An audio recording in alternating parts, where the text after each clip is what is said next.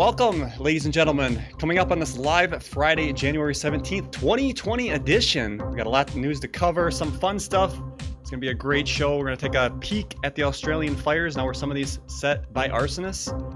And we're going to also look at the Iran stuff and take a closer look at the missile that hit the 737, killing 176 people. Is there a conspiracy involved with this as well? And then we also have some ET and UFO news coming up on Talk is Cheap. Let's get this show started.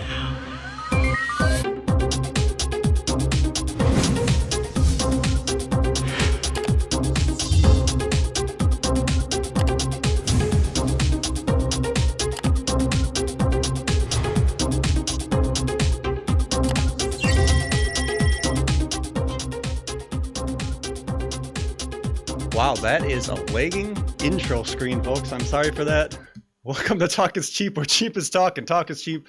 I am your host, Dan Hofeld. We're trying some crazy stuff here. We just got snowed in, and Pete is joining me via none other Skype. How you doing over there, Pete? I'm doing well. Still learning this whole Skype thing, figuring that out. And we've got Snowmageddon 2020 is upon us. Snow's coming down. Who knows when it'll stop?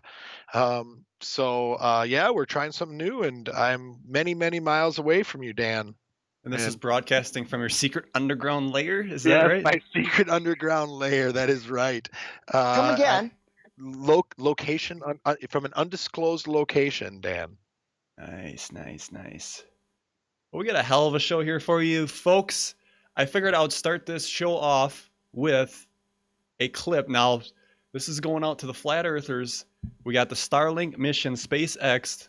This actually happened in November 11th. They always said, okay, we want to see a clip, uncut. So this thing takes off. They have basically a GoPro on it when it goes out in outer space here.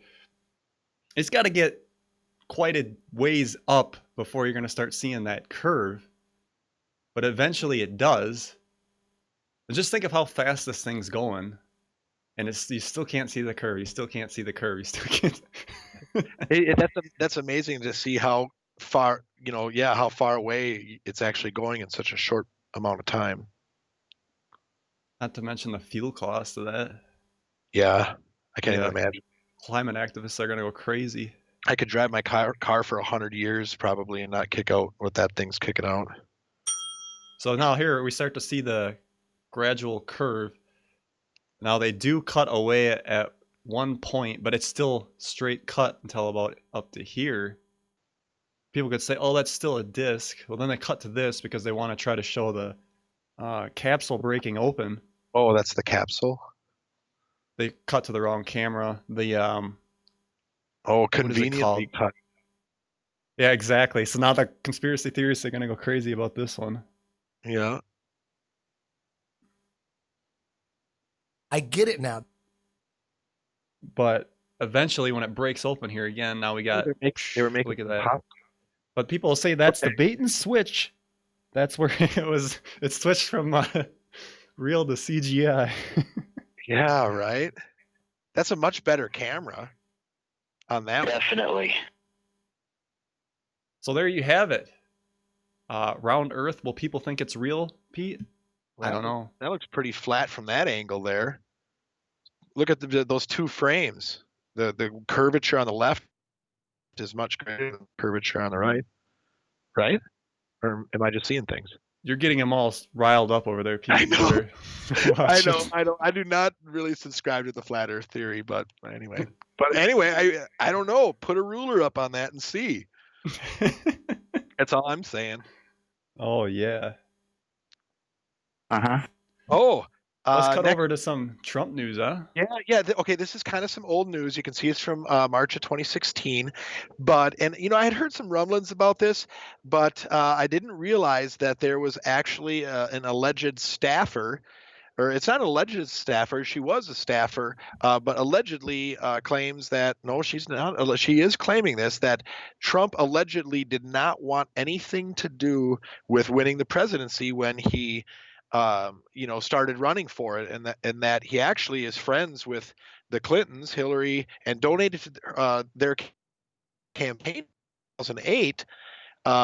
And so anyway, Stephanie Siegelowski um, claims that right here, never intended to be the party front runner. But of course, people from the Trump campaign are saying she's just making this stuff up. And look at that. Satin Trump Tower. The goal was to get the Donald to poll in double digits and come in second in the delegate count. Scroll down a little bit, Daniel. There you go. It was campaign was intended as a protest candidacy, and anyway, come to find out, all of these Trump supporters started coming out of the woodwork, and all of a sudden Trump started leading polls in again, allegedly his ego took over. I don't think we will argue much that Trump's got an ego, but that he took. Thank you. And but he said, and I can win this thing. And after that point, it was just crazy moving forward. And now he is president, and depending on who you talk to, he's got a good chance to get another 4 years in the office. What I find interesting about this is they talk about his ego, which fits quite well with his, when the white coats tapped him on the shoulder for some help, because we've said, Dan, for a long time, that Trump's looking to make his mark, and these people knew he was an outsider, so they approached him, and so anyway, it was maybe a little bit of a happy accident there, but yeah, I'm a nice guy. yeah, okay, okay, there you go, there she is right there, but yeah, claims that it was just kind of just to put up this. Yeah. So I've heard about this before. Well, actually, I heard it in the break room at work. Some people talking about that he just allegedly wanting to make basically Hillary win, but I don't think that's true, because I really think he went in to shake things up, and I believe the White Hats recruited him before. Really? Okay. Yeah. See, I got the timeline different there. Okay. Well, if you want to, think of it that way, you've got a lot of support from the Trump campaign on that, saying that this gal's disgruntled and doesn't know what she's talking about. But anyway, a lot of people do come out like this. They want attention and try to get things rattled up. To be honest with you, Dan, though, with how things are going right now up in DC and in politics in general, it wouldn't surprise me if that's how it played out. And who cares about the timing of who talked to who when? It's if it's happening, it's happening now either way. So we got there. It's all happening, right? Yeah, it's all happening. It's been happening for a while. Happening. And I was going to say, before I go any further, I wanted to say, go Pack, Green Bay NFC Central Championship this weekend, Sunday at 5:40 Central on Fox. Watch it and go Pack. So that's why I'm wearing the hat. That was a good one. So anyway, so that's what I got. I thought that was pretty interesting and wanted to hear your thoughts on it, Dano, as well. Yeah, that's basically all I heard about it. I think it was. Yep. I thought it was. You never know, actually. Well, so that's how. Yep, and they actually put a name to it, and they, and said, hey, this is the person, and they did verify she worked for the campaign. So anyway. Well, you get enough money, you can make people say anything, I guess, too. So yeah, and you said the attention too, right? It was all, get your 15 minutes of fame, go on a couple talk shows, and fade into the background. One thing I want to talk about is this COPPA Act, COPPA, that YouTube has to deal with now. Did you hear about this? It's called the Children's Online Privacy Protection Act, and I actually had to do this for a few videos, saying if this video's for kids or not. Really? And if you say it's not, like, let's just say there's this one dude that has this channel. He does puppets, but he's like swearing with them and stuff. And he says it's not for kids, but YouTube says it is for kids. Therefore, he can't monetize it. He can't have comments. Oh, really? So all these channels are getting shut down now because of this stuff they had to pass. And this was because 13 and under, they're not allowed to track their internet data because usage. Of this new act. So basically, and they got in a lawsuit over it and lost. That's why it's all coming down now. So you you basically cannot, target 13 and unders for monetized YouTube videos anymore. But it could be something so simple like you're talking about a game and they're going to say Right. it's for kids, and It's then for kids, so then they don't have to pay you. I mean, I went across the board and said that this channel's not for kids, but Oh God, yeah, this is not a kids show, that's for sure. and I'm not going to be a bully or a hard ass on swearing. Just don't say the F-bomb anymore. That's the only one. Let's just refrain from that. And we'll refer to the other person as Uncle Jeffrey when you bring him up. Yes. Yep. I gotcha. How about can we say the letter of the alphabet, or is that still off limits? Well, I think you should just replace it with something funnier. It'd be better, I think. Okay. It would lose the saturation. Yep. Okay. I'll think about that. Anyway. Diabetes. Yep. I like to do sound clips, Dano. That's nice. So one thing that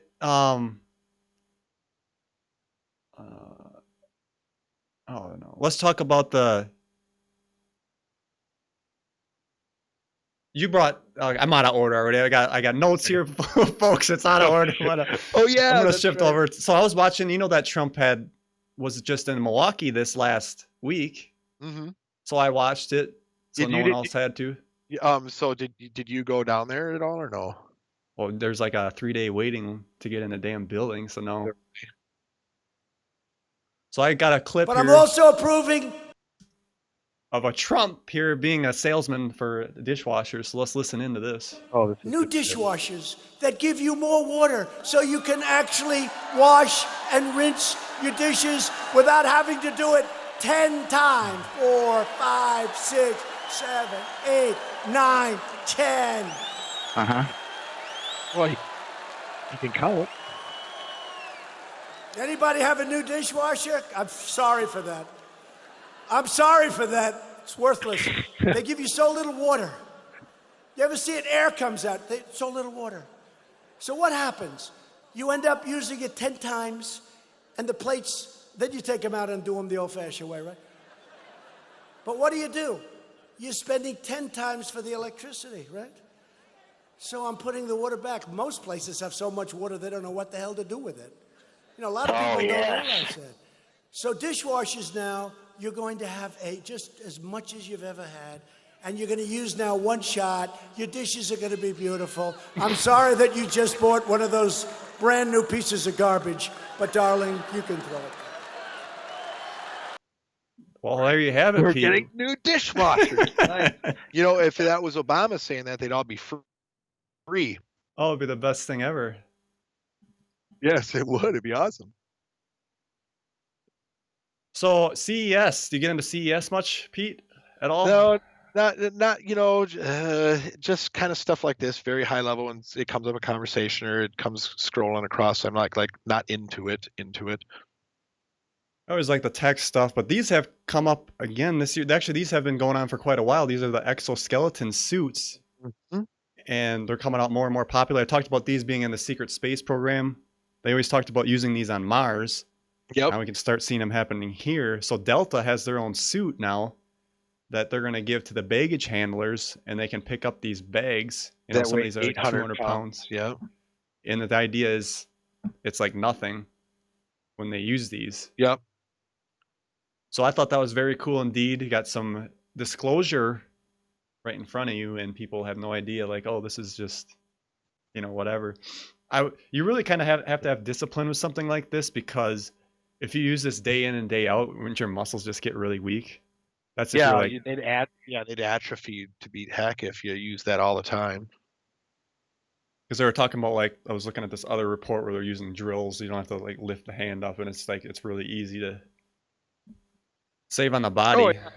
Effortless, yeah. I'm sure you'll be looking at more of this, not to say what your job is, but no, we're a ways off, but no, that it comes up, and look at that suit. That's not terribly bulky. It's bulky, but it's not like terribly bulky. Imagine when they get all that stuff, really fine tuned and streamlined and make it more of a true, like body suit.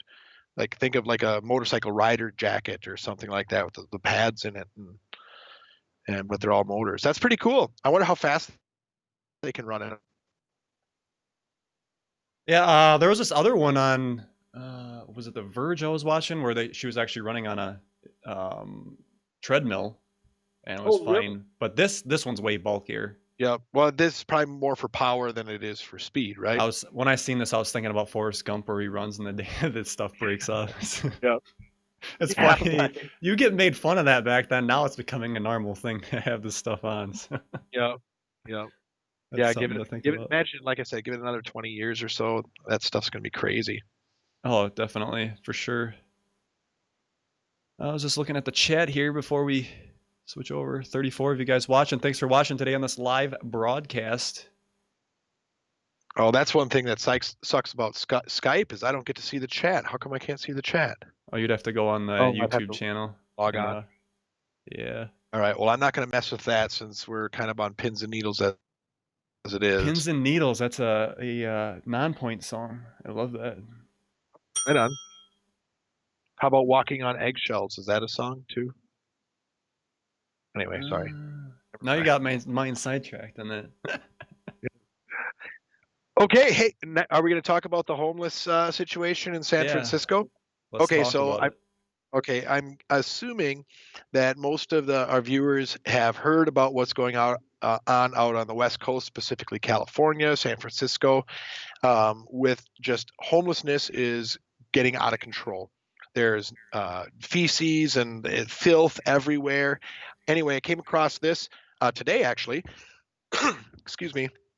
And so Samtrans, a bus line, is accused of playing musical chairs with the homeless, basically busing them from the airport to downtown San Francisco, Skid Rows or whatever, and letting them off at the end of the bus route to fend for themselves. They've got Good video. luck. Yeah, they've got video of this, actually. Several videos of it, and there's lawsuits starting up and and stuff like that, of them like basically handing out bus tokens to homeless people at the airport and then plunking them on a bus and dropping them off in San Francisco. So it's in the meantime, you can shoot up, you can do drugs, you can poop on the street. Yeah. It all goes. I started Googling some homeless, San Francisco homeless challenges, problems, etc.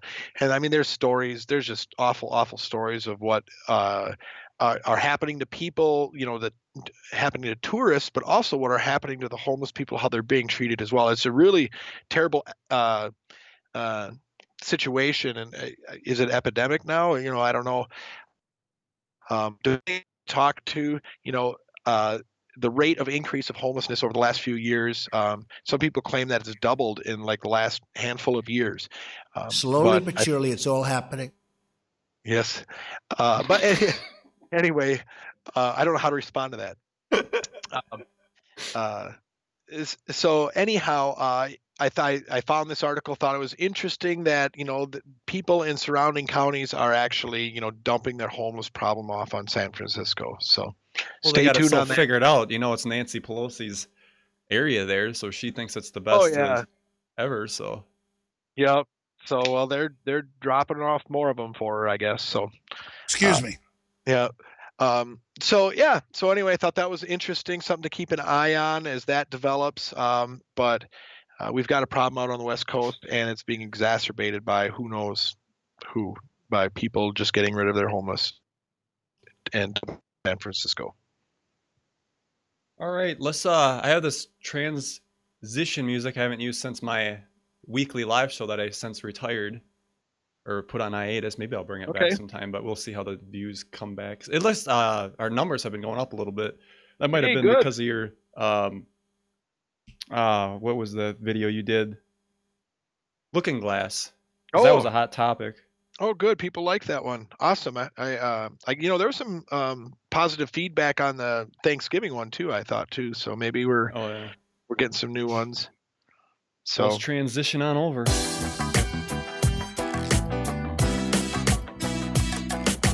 The ripping and the tearing. All right. Oh, jeepers. So let's talk about some of the Iranian stuff here. We actually got an email from Charlie from upstate New York, he left a voicemail. Oh, before, so let's see what he says here in this email. He says, "Is it just me or the threat in Iran that American deploying our troops with the Air Force stealth fighters? Then Iran, moments before we strike Iran, gets hit with a 5.5 meg earthquake near their nuclear plant. A little fishy, or is it just me? I'm thinking our military black op weapons were used. Just a thought. Thanks, guys." Wow. So I didn't hear anything about an earthquake striking right before that. Is that verified anywhere, Dan? you can look it up. They had it. It was the news really didn't talk about it because, well, number one, that missile hitting the plane was the bigger. Yeah. There was just so much going on, and they just wanted to point fingers at Trump and all that stuff. Yep. Yeah, that kind of fizzled quick after that plane got taken down. Yeah, here's a clip for those who don't know the plane. Now, oops. This is the 737. This was carrying 176 people that died here. And this is allegedly the video footage of that taking place. Just big balls of light. This is, I think it was like 3 a.m. over there at that time. I heard that the person that took that video got arrested, that they arrested him. Did you come across that, Dan? I did not. Yeah, I read an article 3-4 days ago that said that the person that took the video, they found out who it was and arrested him. The Iranian police, right? Yeah. Yep, correct. Yep. Because they must have wanted to keep it all quiet. And that's what they denied it for what, 4 or 5 days maybe, until finally like Canada and the U.S. and Britain and a bunch of European countries saying, no, our intelligence shows and our satellite images show that you shot it down pretty much. And then they came out and admitted it.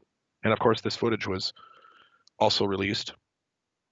So I got a couple no agenda clips. Then Iran launches 15 missiles directed at U.S. bases in Iraq, hits 2 of them, no casualties. Hours later, a brand new Boeing plane, recently serviced, falls out of the sky after taking off from Tehran's airport. And then, this is not widely reported, but then there was a 4.9 magnitude quake, several of them actually, across Iran, including one very close to a nuclear facility. And the markets are at record highs. And the markets, thank you very much, Lauren. Yes, the markets are at record highs. So, just for argument's sake, I'd like to expand on the idea that maybe there was a little bit of warfare that did take place in the background.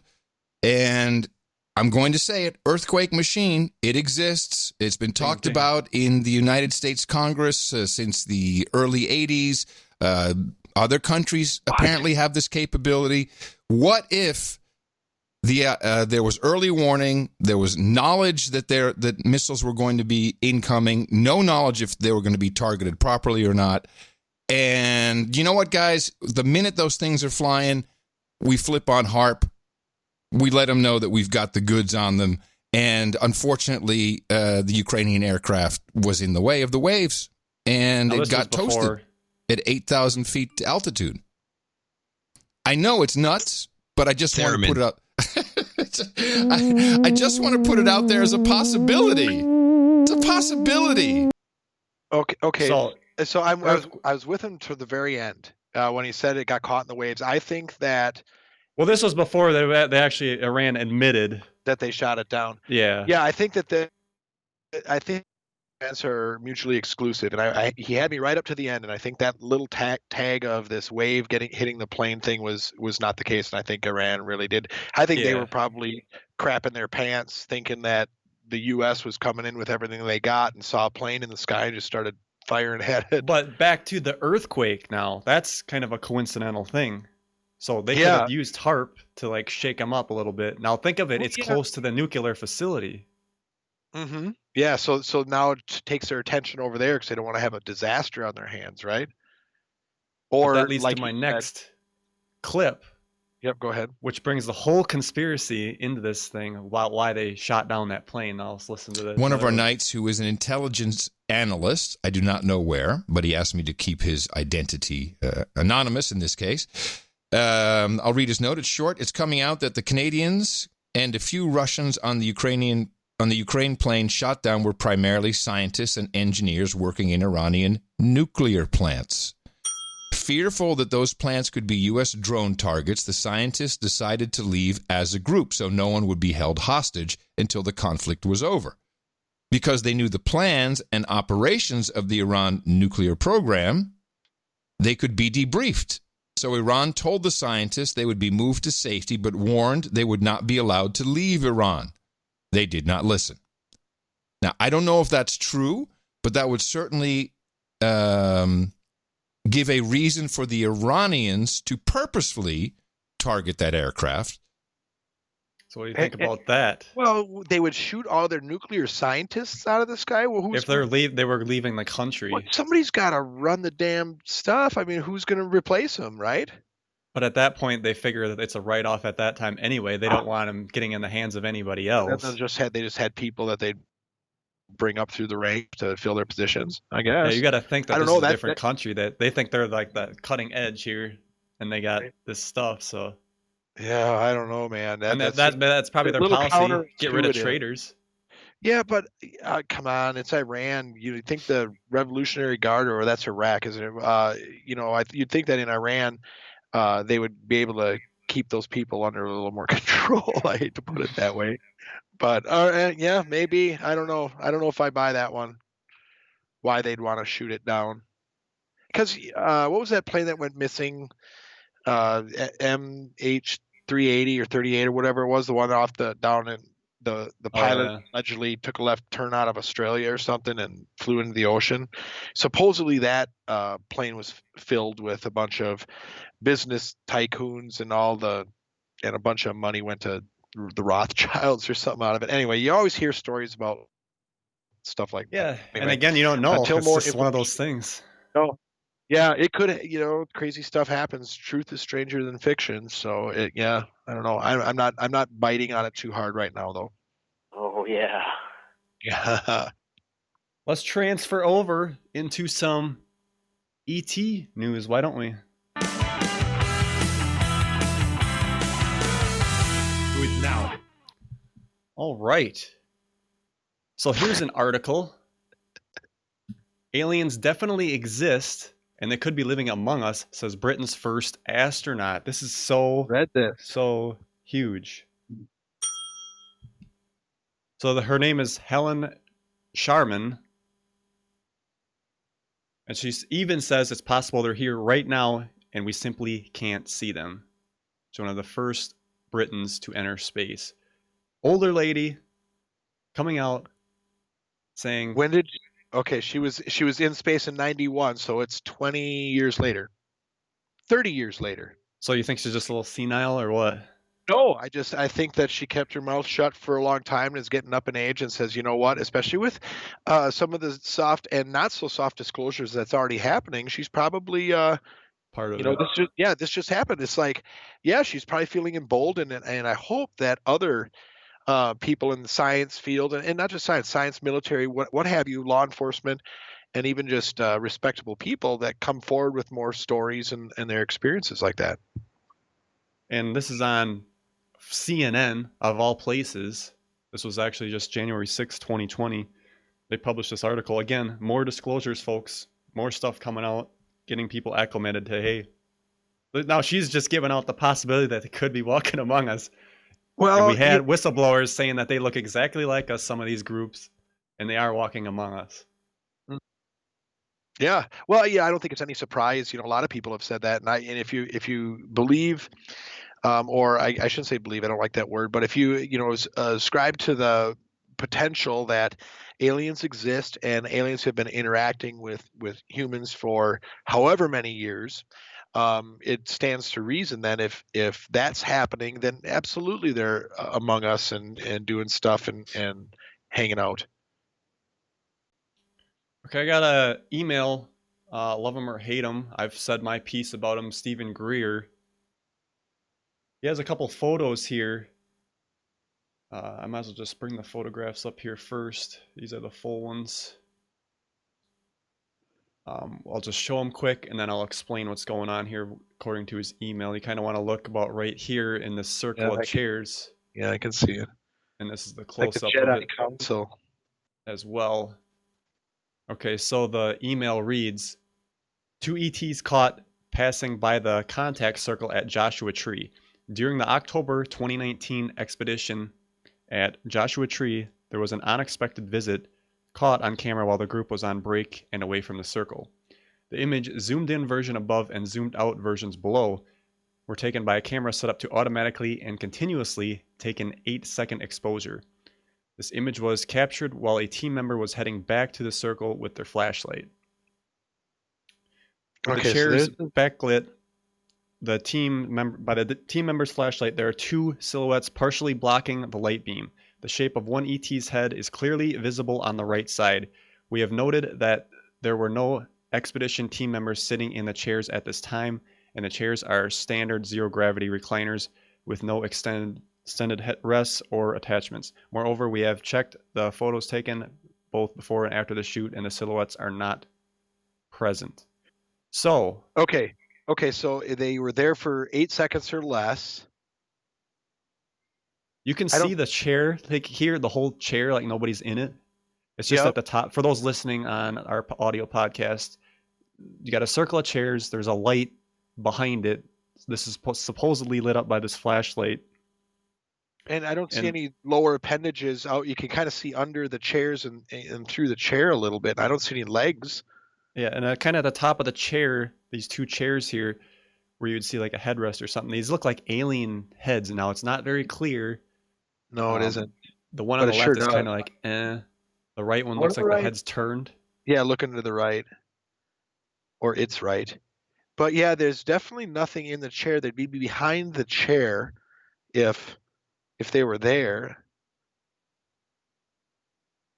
Exactly. Well, but you'd think, yeah, behind the chair. But when you think of dimensionally, you know, maybe some of it's just shifted.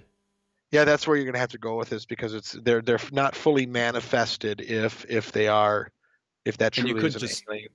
And you could just write it off as, you know, just seeing something and you're putting basically when you look at clouds and see bunnies or whatever. Yeah, but you know, the zoomed out picture, there's definitely something blocking the light. And what's up with the lights behind them? What are those lights?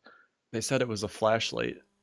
Oh, sure. Well, how come you can't see the guy there then? That's like sitting down. Like they laid it down and just left the camera run on exposure and then walked away. Yeah, but why would it have been drug all the way across? Well, then it's obviously moving, so... Right? Yeah, I don't know. I need to hear more. I need to understand more about that picture. But doesn't it look like on the left there's some people there? Like someone reclined with their feet out, and then I can see some people sitting on the left there. On this chair? Yeah, no, keep going to the left with your pointer. That one here? No, keep going one more. Oh, here. Yeah, is that someone laying down? And then look next to it. It looks like someone's sitting in that chair. You can see the top of their head. I think it's just like sleeping bags or maybe cases or blankets. I don't know. It kind of does look like that. It kind of does, but that one looks like somebody kind of just sitting there, and you can see the top. Anyway, I don't know.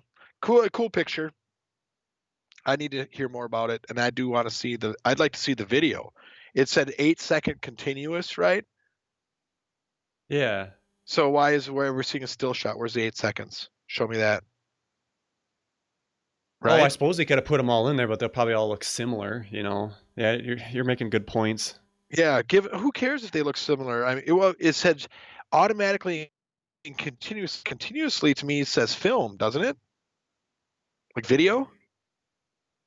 When you said an exposure, yeah, it captures a picture every 8 seconds is all it's doing, and it's holding the. Actually, I gotta research my photograph terms, because maybe it's just collecting all of them together in one. And then when something moves, that's why you get the streak, of course. Yeah. If you had a longer exposure, right? But I would think with that we'd see some other washout. Terry in the chat says on the right side it looks like long arms hanging over. On the right one? Let me get the other picture up here. Okay. Maybe she's saying about right in here. I don't know. Right. Yeah, I can kind of see what I think is probably what the hand is. It looks like it's kind of just rested down, but there's certainly no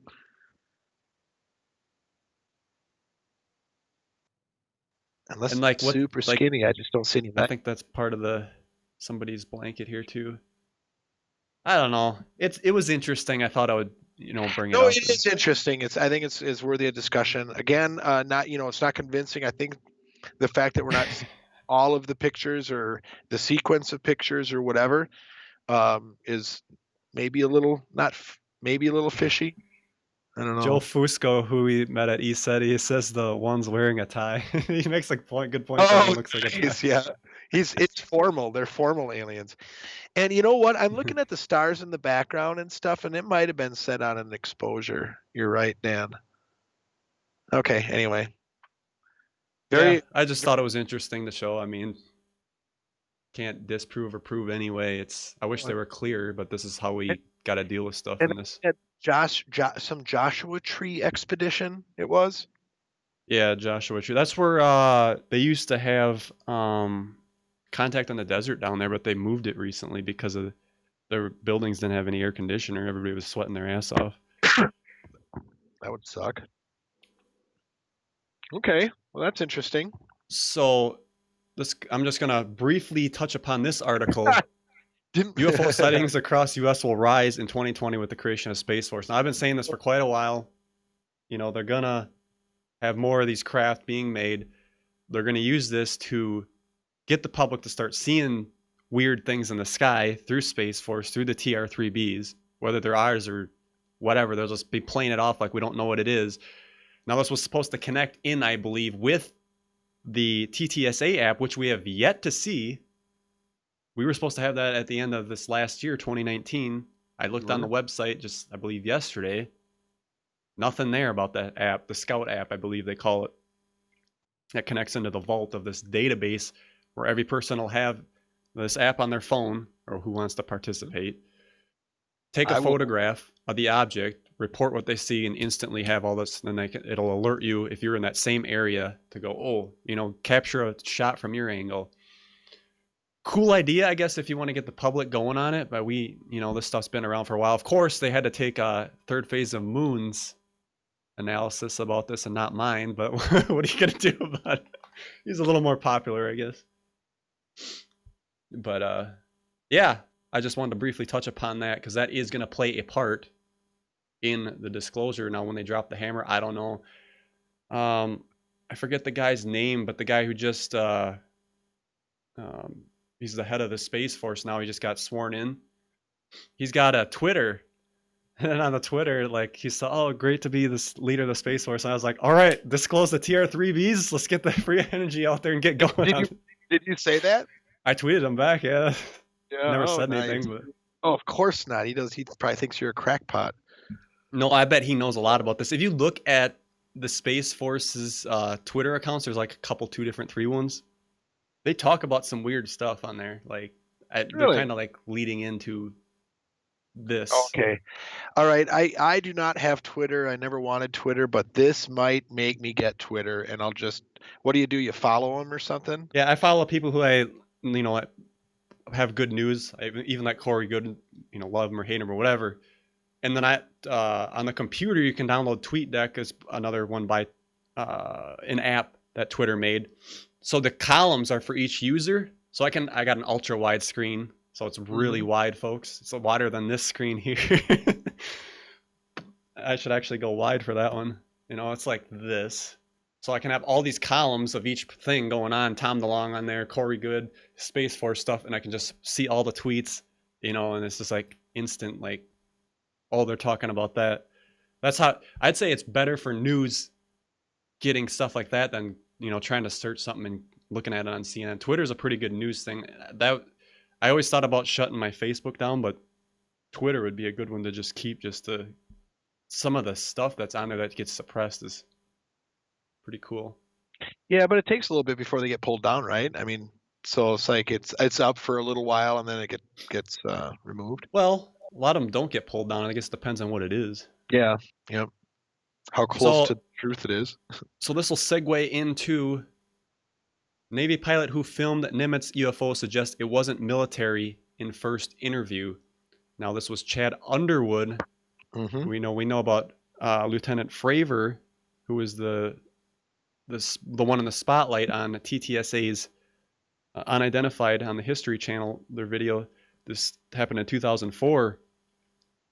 So he was saying when he filmed this, basically now he's speaking out for the first time, but he wasn't debriefed on any of it, saying if it was something governmental, that he thinks the government would have sat him down, because he had a high level security clearance. You know how high is high, because we know there's levels above top secret.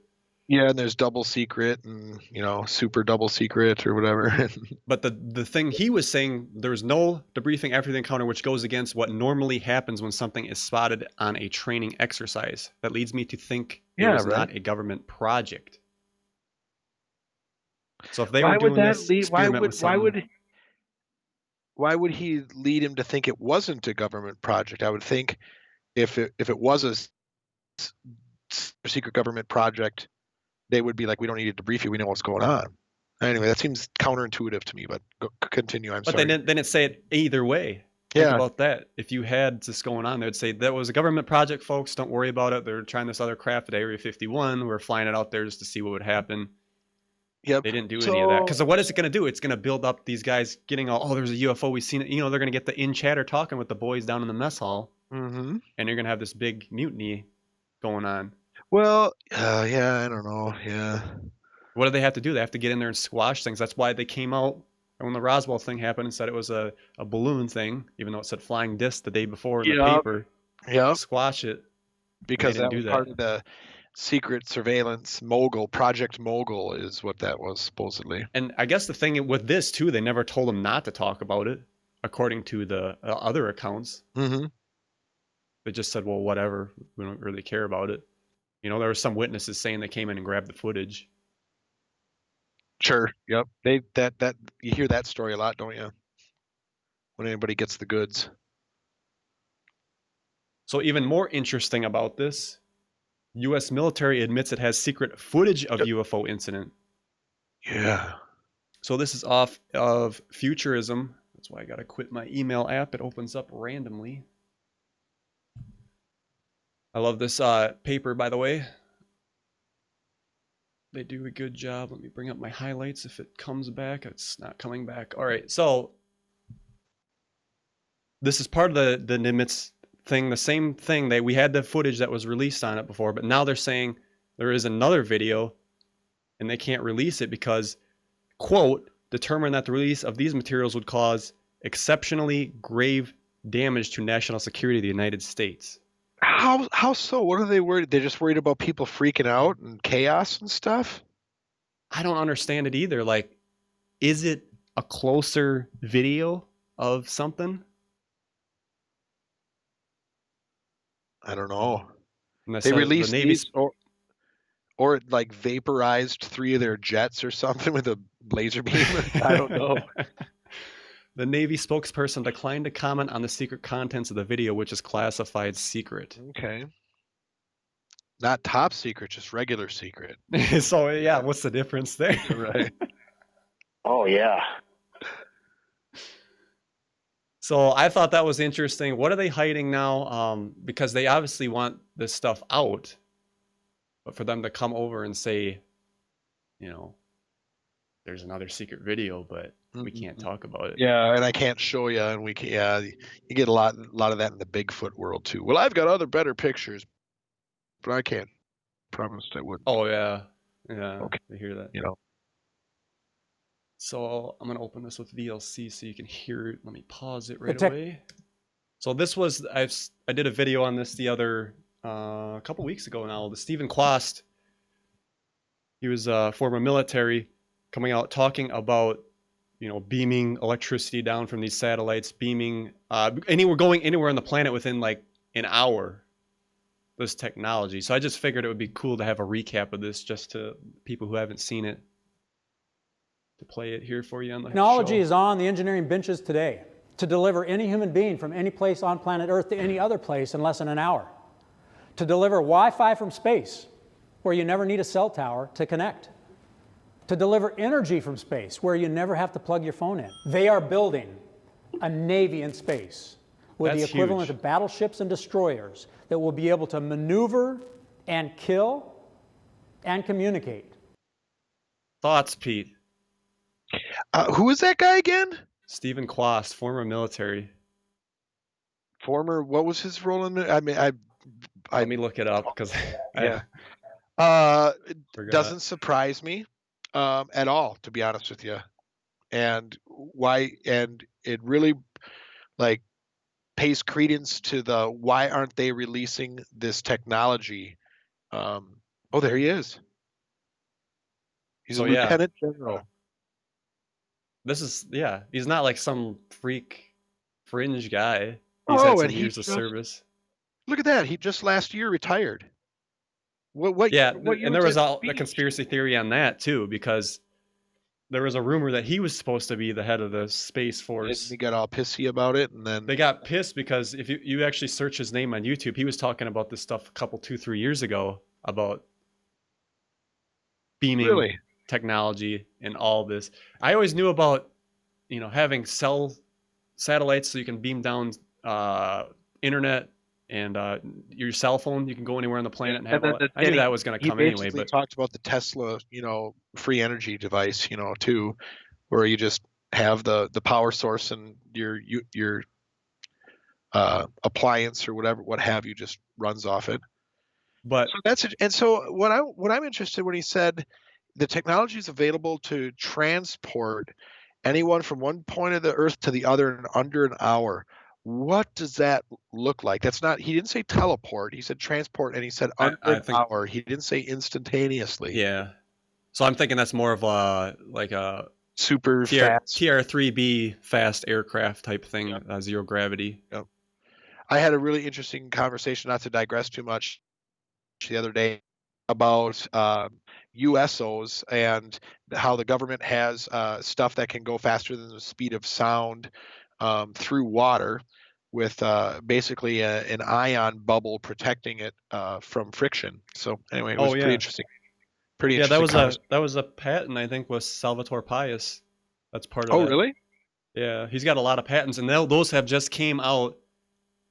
I believe they're at the latest one was 2016, but 2016, 2017, 2018, that time frame, all these patents have been coming out under the Navy for this technology to start being disclosed. And when you put all the puzzle pieces together, really, Space Force, boom, they can build these TR-3Bs. They can talk about putting a free energy device in it to run it. They got the anti-gravity wave generator to make it hover and fly.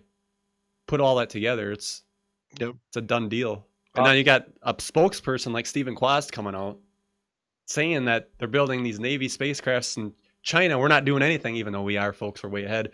But just to get the conversation going about, we better get on there board. We better get going here so we're not left behind.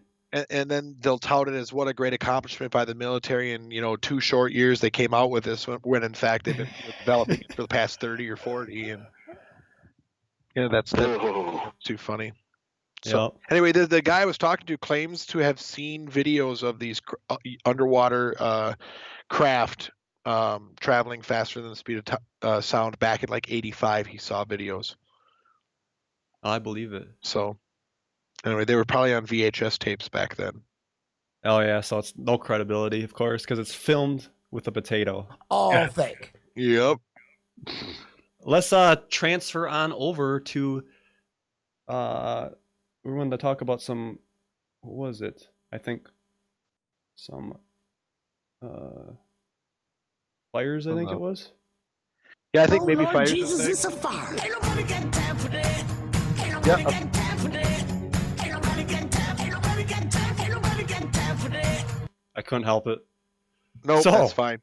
Australia fires. Yes. Oh Lord Jesus, it's a fire. There are 200 people arrested across Australia for deliberately starting bushfires. Okay, that's okay. I'll let you continue, but I have a comment on that. I knew you would. So, I'm not saying all these are started by people, but a lot of them can be. There's a lot of people that buy into the climate change thing, whatever. I'm not going to get into that argument anymore. But there's people that believe into it so much that they started. There's some people that are crazy, these arsonists. They start these things, and then it, of course, goes crazy.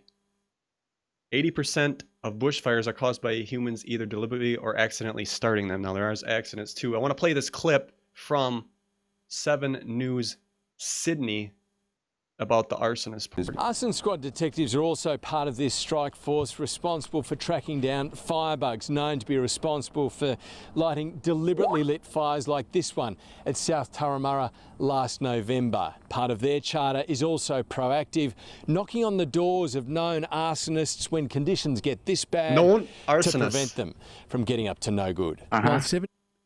Knocking on the doors of known arsonists, Pete. Well, I'll tell you what, that's what happens when you take away guns. People start fires, man. I totally made that up. I don't know if that really happened. Anyway. No, they got rid of their guns a long time ago. Yeah, We were just, so it people was New started- Zealand that just got rid of theirs. Yeah, well, no, Australia, they've been having fire problems. They have to be known arsonists. They've been doing this for a while, right? So, Well, anyway, they don't put people in jail for that? Well, yeah, for not very long. I'm guessing they're Western civilized enough where they don't just take them out back and feed them to the wallabies. I sent you something in the chat. Okay. These birds of prey are deliberately setting forests In on Australia. fire. Yeah. So what does it say?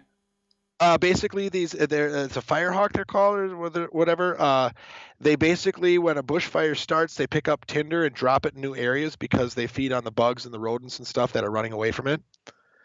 So I wanted to point that out too. Australia has birds that start wildfires. Okay. Oh, Lord Jesus, it's a fire. Yeah.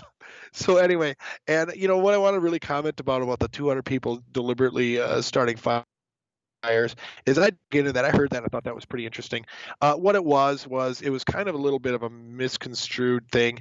These people that deliberately set fires, they included in that 200 people who were misused cigarettes and started campfires that got away from them and stuff like that. So. Oh, sure. But It's bring not up like this- there were 200 arsonists in a week period went out and deliberately started brush fires. I you guess got they so were. many. Yeah, for those listening, I got a map up on screen here of all the different fires. I actually snapped this like last week, and they got the time range here on the left about how old the fire is. Oh, I didn't realize that. Yeah, it's My Fire Watch. Just search So that. I don't know. So within 3 days, do they extend that out at all, like to weeks and stuff? I heard it Looks rained like- and all the fires put out though, right? Oh, well, it looks like their extension here is only 72 hours, but I would say if you were interested, go to that website and check it out. But yeah, it's a lot. It's the whole, eastern side there all the way up, and then even some on the left, and Yeah, it's not much crazy in the stuff. middle though, isn't there, huh? I suppose a lot of that's desert in a way. The scientists need to check to see if the population of those firehawks is high too, because I think that if you've got a species that deliberately starts fire in Australia in the dry season, you've got yourself a problem. But I want to bring up this because you're a volunteer firefighter deputy.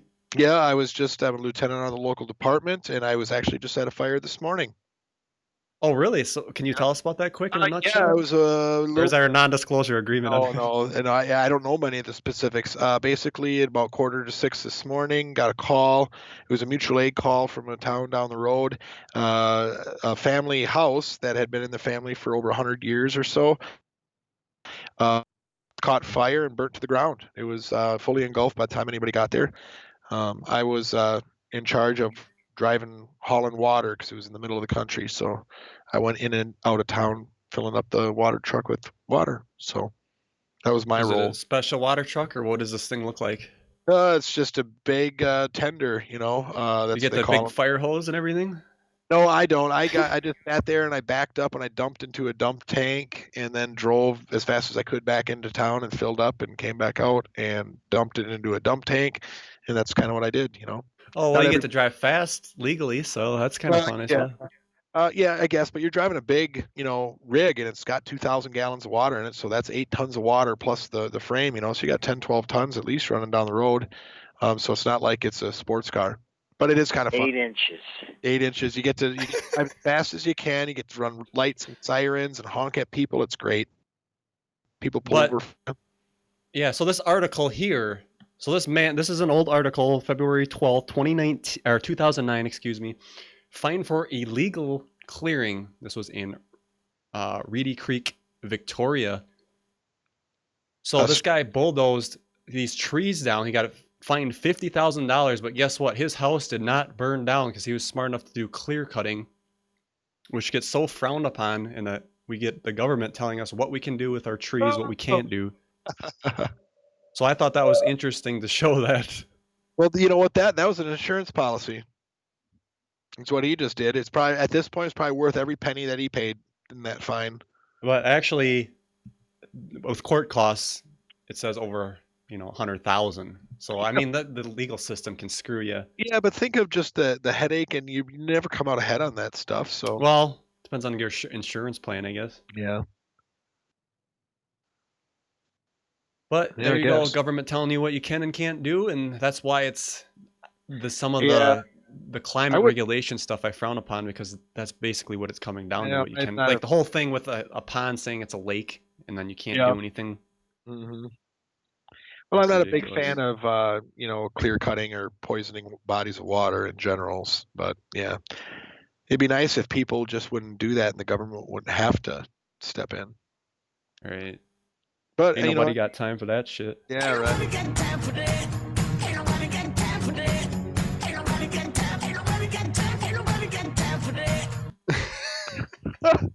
Reminds me of that story of Mr. T. I don't know if it's true or not, but Mr. T, like back in the day, took a bunch of money of his A-team money and went down to South America to build a mansion, and he was hacking down like rainforest or something, and the news caught it. Anyway, I digress. Oh jeez.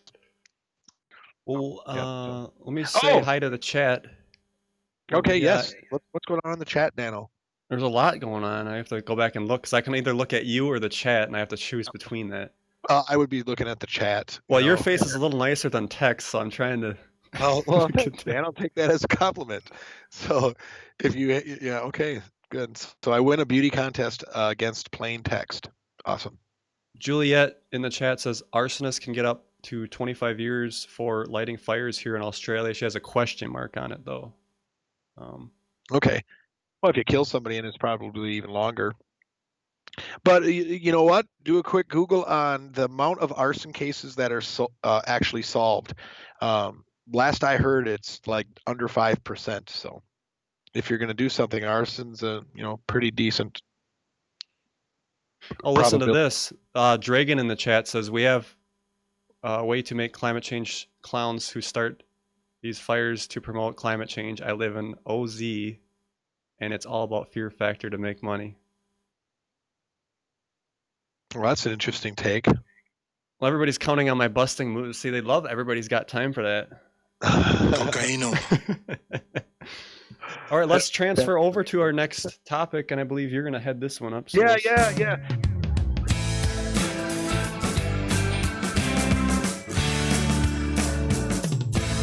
I thought you were a woman.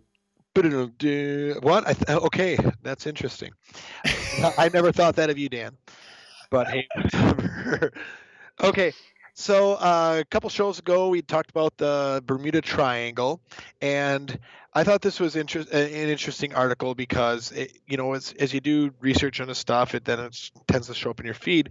But here's a guy that did the actual math, Dan, of all the stuff that we were attempting to do. We did some very high level math, or not high level, very like low level math, I guess, during the show, and we kind of came up to the conclusion on our own that hey, it didn't really seem like there was a huge uptick in incidents that was that occurred, and the Bermuda Triangle just kind of has a bad rap because there's really no increase of disappearing ships and planes in that area than there is anywhere else in the world.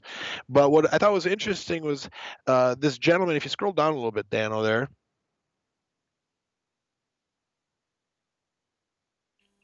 Keep going.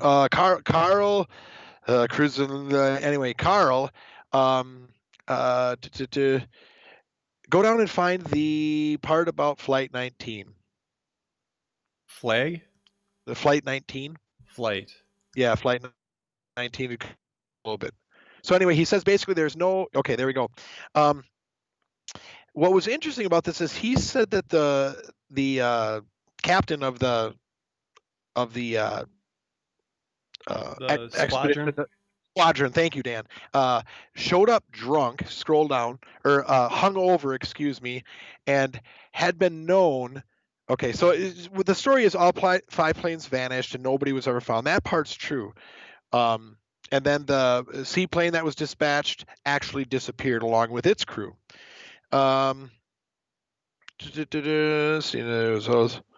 Keep going. Okay, here we go. He added it was a squad of some pretty inexperienced pilots, and the only one with any experience, Lieutenant Charles Taylor, showed up with a hangover, flew off without a watch, and had a history of getting lost and ditching his plane twice before. So basically, you have some clown that takes this crew out and flies them basically off to the middle of the Atlantic Ocean. And yes, that's good one. So he said that the radio transcripts made it clear the Flight 19 didn't know where it was. We talked about that, and he also did corroborate that these junior pilots were saying, hey, we're flying the wrong way, you need to go anywhere, but this hungover guy that got lost twice before insisted on going the other way. So I thought this was pretty interesting, kind of reinforced kind of the stuff that we talked about, as well as kind of came to. So you know what, Dan, I think I'm going to draw a line through Bermuda Triangle as like a weird paranormal thing. I don't know. You think this makes it paranormal? What are your thoughts? Because he's drunk? No, I think it doesn't. No, I think I'm going to cross that off. In the Bermuda. They must have cut out. Yeah, that's kind of what my that. synopsis was. Is we get ships that'll shipwreck in the shallow waters and stuff. Yep. Yeah, that's what we were talking and all about. That other stuff. Yeah, and I did say on that Flight 19 too. That guy, he was leading the squadron. The other pilots can't really say anything. Yeah, they we kind of have about to listen that. to him. Yep. Yeah, so they can only say, "Hey, I think we're going the wrong way," and they were. And so anyway, instead of flying east, I believe they west and just headed out to sea. And another thing too is there was 50-foot waves that day too. Oh, and not to get go off too soon, but then the seaplane. Oh, they never found the seaplane. Well, according to this Carl guy, they did. They found oil slick and debris from the seaplane, and they're known for being a flying gas tank, so prone to blowing up, I guess. So yeah, I think that some people just get this hype up just to it's the thing, like sell books or have us talk about it. Yeah, they even talked about some book that came out the year before that sold 20 million copies, and so they didn't want to ruin that, So anyway, I don't think Bermuda Triangle's anything. Don't think it's that special. I got a clip here. Now this is former CIA Director John O'Brennan speaks to CFR on chemtrails. Let's listen into this. This was actually shared on Facebook from Angie, who we met at ECETI. So we'll play this clip.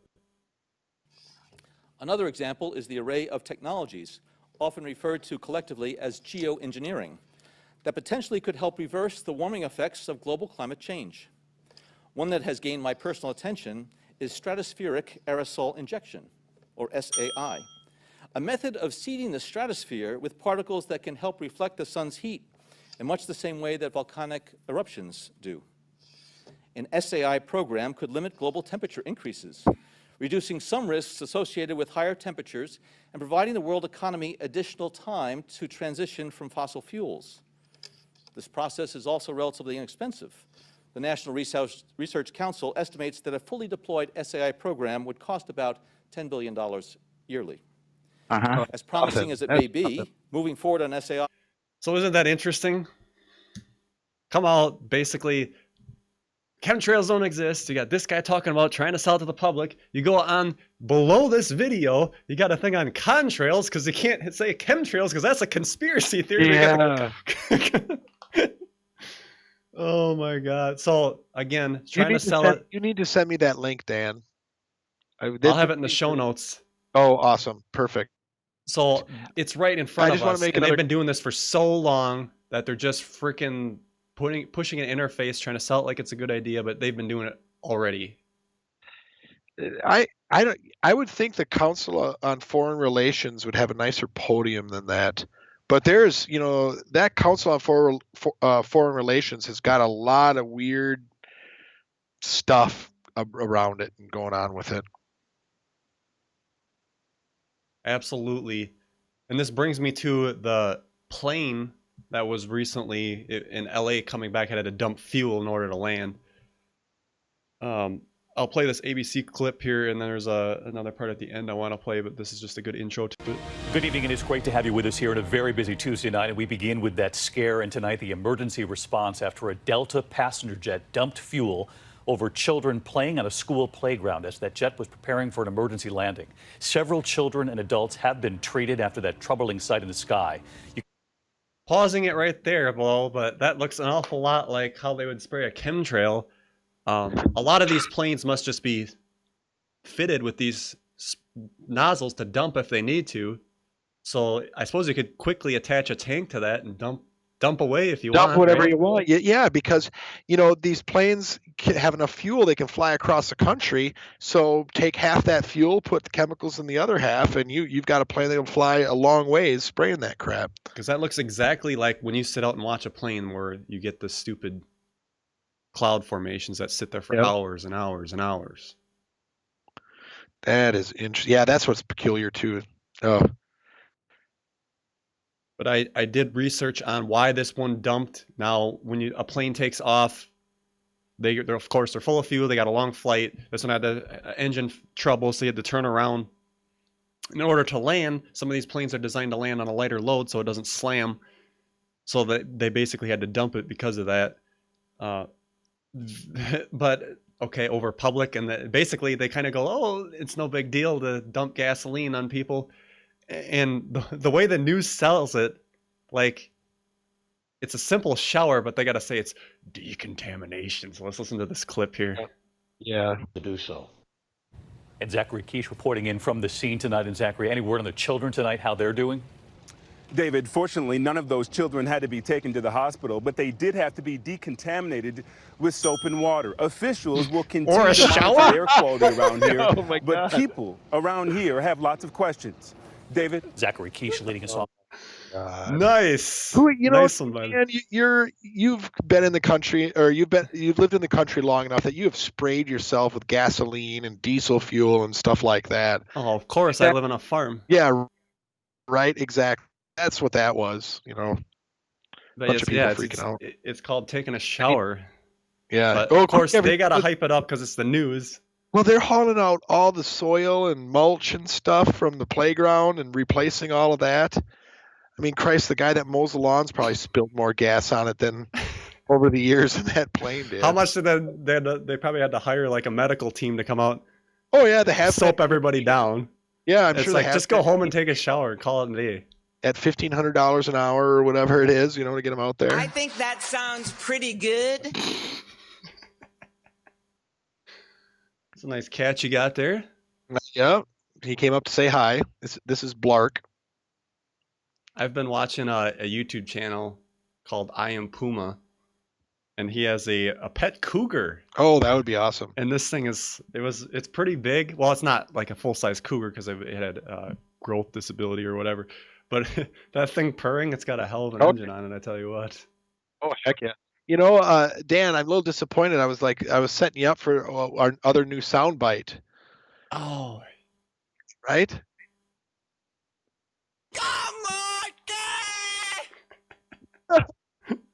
So anyway, I think to translate that for the viewers, it's "Come on, kitty," right? Yeah, I don't know if I'm pretty people sure. can understand it or if it's gonna get like fingernails on a chalkboard doom after some I don't time. know. Hit it again. Let's hear it again and let the folks decide. I love it. That's awesome. That's great. Excuse me. So let's take a look at the chat before we say goodbye to everybody. I guess it's been a We actually went quite a while, an hour and 13 minutes almost. That was, Far. jeez. Yeah, lots to talk about, I guess. And I will say, knock on wood, the stream hasn't dropped once. So you might be the good luck charm over Skype here. I hope. I've only heard a couple hiccups on my end, just very briefly, like a second where it dropped off and came back. So I'm pretty happy with it on my end too. Yeah, you cut out a little bit, but it wasn't terrible. I've had worse. And I'm at about the furthest place from my house for the Wi-Fi too, so it's holding up pretty good. All right, so I guess you'll be signing. I got to get used to flipping you over here. I guess you'll be signing off from underground Siberia there. And do you want to discuss what you got coming up for a topic? Just a next teaser? The next thing I'm talking about, UFO sighting, a pretty compelling one that has some other kind of tertiary sightings in the area from the state of Mississippi. That's all I'm going to say. So we're going to talk about UFOs some more and sightings. And my topic will be on med beds and the healing technologies. We'll hopefully see this stuff someday. But yeah, just a little teaser there. These will be coming up in the next few weeks, ladies and gentlemen. And look forward to seeing you then. Yeah. Bye-bye.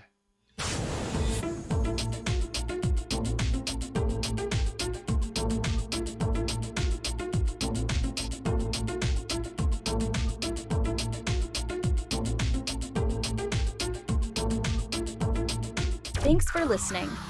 Visit k2d4network.com today.